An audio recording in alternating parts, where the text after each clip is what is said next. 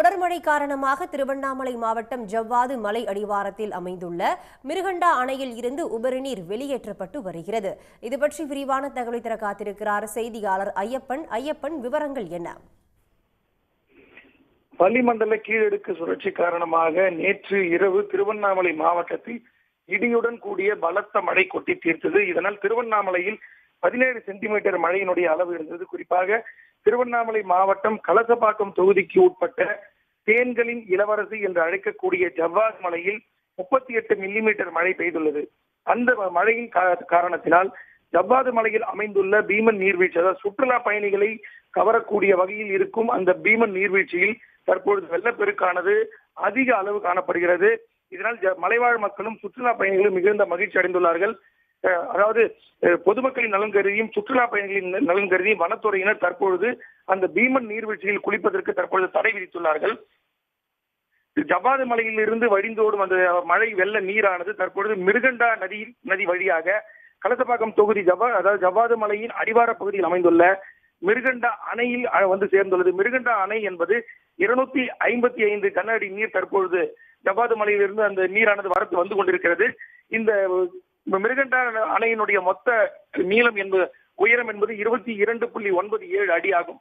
ஆனால் தற்பொழுது இந்த 255 அடி கன அடி நீர் வரத்தால் தற்பொழுது 20 அடியை எட்டியுள்ளதால் அணையினுடைய பாதுகாப்பு கருதி மிருகண்டா அணையில் உள்ள 2 மதகுகள் வழியாக தற்பொழுது உபரி நீரானது வெளியேற்றப்படுகிறது. இந்த உபரி நீர் வெளியேற்றப்படுவதால் கலசப்பாக்கம் தொகுதியில் உள்ள காந்தப்பாளையம், வில்வாரணி, நல்லான் பிள்ளை பெற்றால், எலத்தூர், சிறுவல்லூர் உள்ளிட்ட 5 கிராம மக்களுக்கு, கரையோரமாக உள்ள மக்களுக்கு வெள்ள அபாய எச்சரிக்கை தற்பொழுது விடப்பட்டுள்ளது.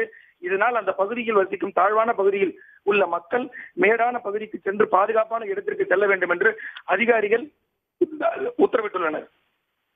ஐயப்பன், தற்போதைய விவரங்களுக்கு நன்றி.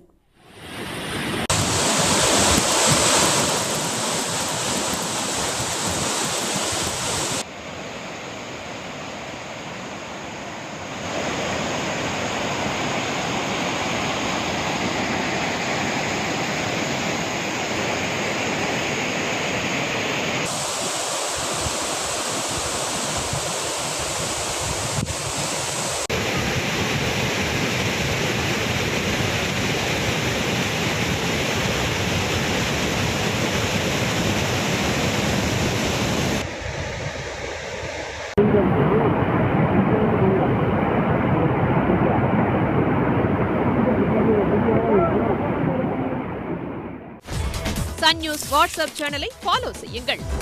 QR கோடை ஸ்கேன் செய்து சன் நியூஸோடு இணைந்திருங்கள்.